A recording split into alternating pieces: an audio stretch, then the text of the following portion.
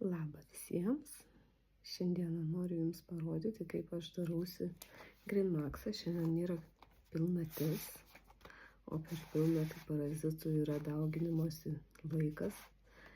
Tai mes geriantis Greenmaxą, geriame jį 2 dozę. Aš geriu pusę pakelio, tai šiandien aš gersiu pilną pakelį. Ir tikiuosi, pas mane ten viskas sujudins.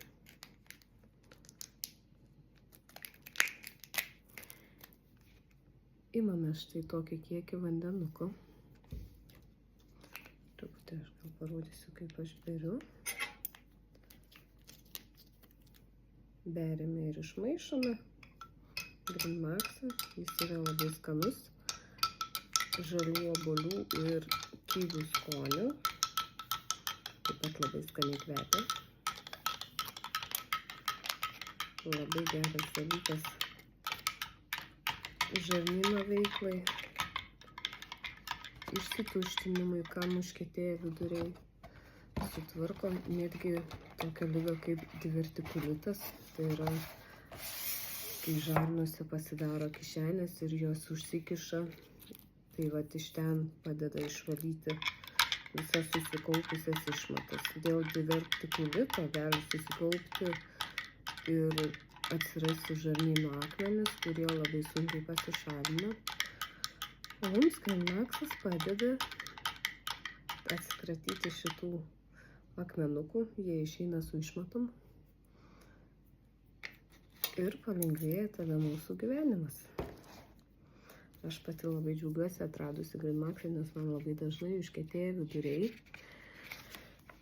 Ypač kelionių metu būna sunku išsituštinti ir su skausmais. Tai dabar aš jau draugauju su šiuo produktu ilgą laiką. Nuo praeitų metų gegužės mėnesio, tai jau bus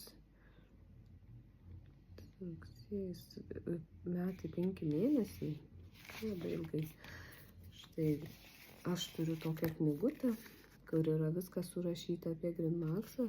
Čia eina 16 augalinių produktų. Yra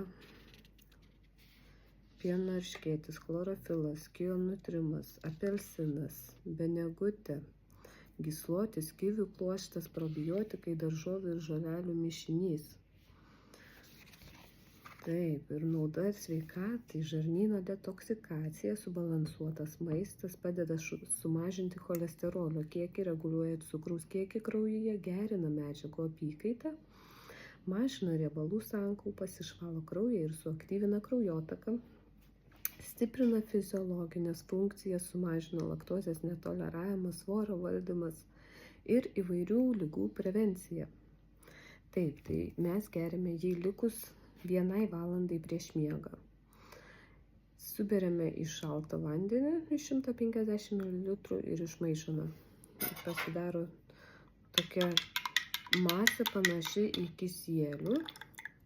Jau aš truputį palaikiau, jau pradėjo brinkti skaidulos. Čia yra labai daug skaidulų. Tai darosi ta masė panaši į kisielių. Tai reikia ją išgurkšnuoti.